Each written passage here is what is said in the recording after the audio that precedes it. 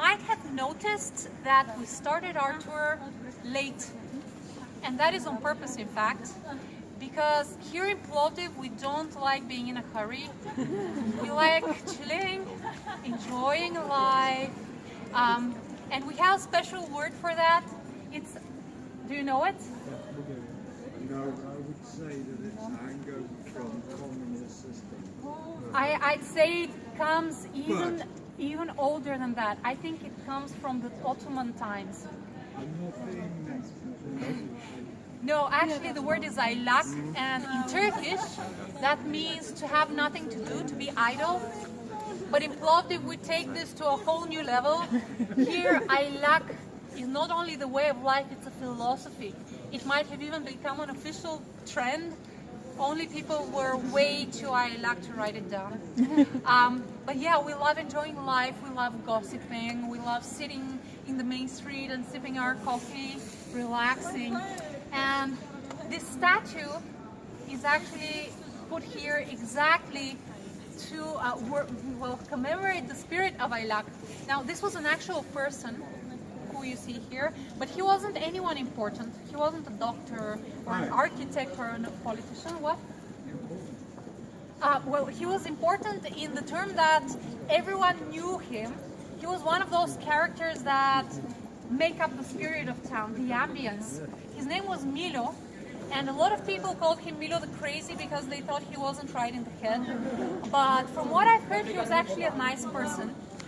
Now, Milo was one of those people who sat here in the main street all day long and did nothing but pay compliments to the beautiful women passing by, making funny faces at the kids to make them laugh, and gossiping. This is a favorite pastime in Plovdiv, actually. Milo also had a reputation of being the Casanova in town. He's said to have been very gifted with the ladies, and because he lived in the 20th century, there are people in town who still remember him, actually.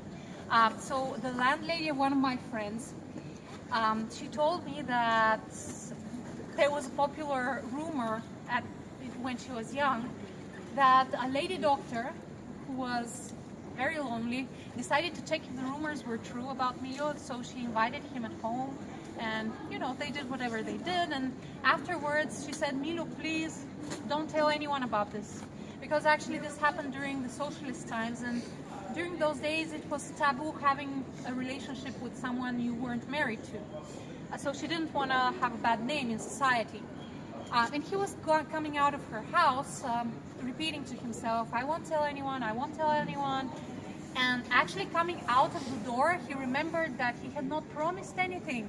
And he decided to rectify his omission straight away. So he yelled through the balcony, don't worry, Dr. Ivanova, I will not tell a soul about us.